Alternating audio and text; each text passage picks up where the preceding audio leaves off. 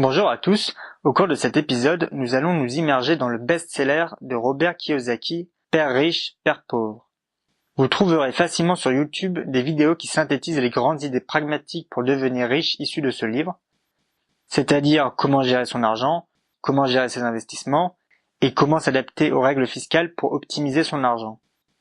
Mais si je souhaite faire une vidéo sur ce sujet, c'est pour partager la philosophie qui réside par-delà les instruments financiers, une philosophie qui soulève des contradictions, des motivations et une volonté digne d'intérêt.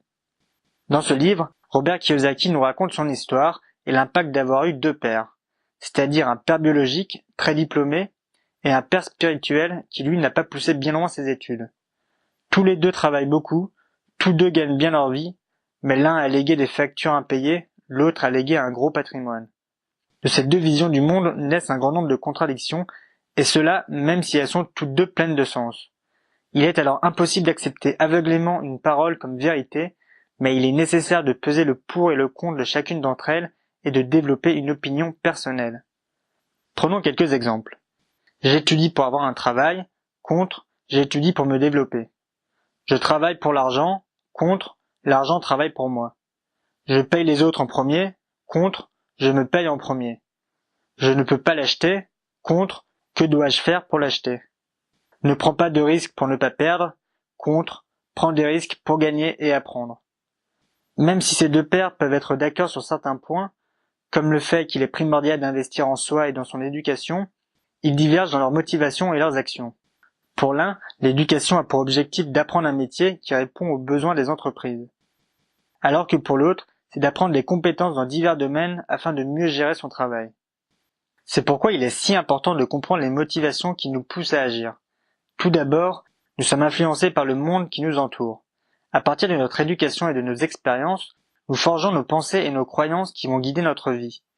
Et au lieu de construire ses pensées avec ses sentiments, Robert Kiyosaki nous encourage plutôt à utiliser ses sentiments pour réfléchir.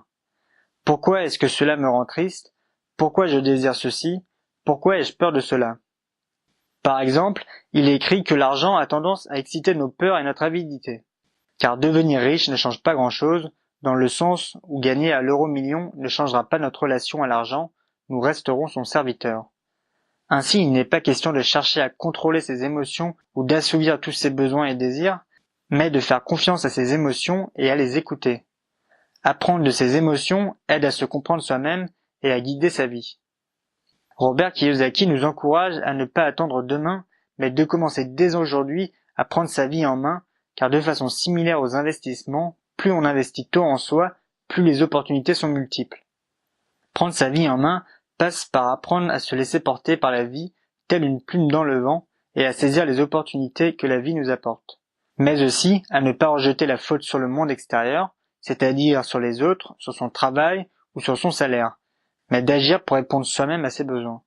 Et la clé pour réussir tout cela, c'est de faire ce qu'on aime, sinon la vie devient un enfer. Ainsi, même un livre principalement centré sur l'utilitarisme et la finance peut cacher une philosophie digne d'intérêt, car l'utilitarisme et la finance font partie de notre société et de notre humanité. Pour conclure, je vais citer Robert Kiyosaki, « Un travail est vraiment une solution de court terme pour un problème de long terme ».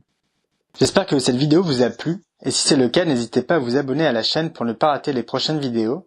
N'hésitez pas aussi à liker la vidéo et à la partager. Si vous en voulez plus, vous pouvez aussi vous abonner à la page Facebook ou au compte Twitter. J'y partage du contenu plus ou moins sérieux sur la philosophie. Merci à vous, à très bientôt.